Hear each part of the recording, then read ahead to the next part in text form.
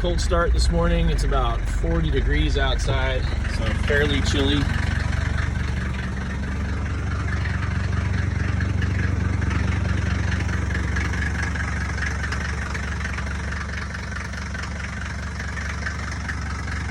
Fires up like it should. Glow plugs all work.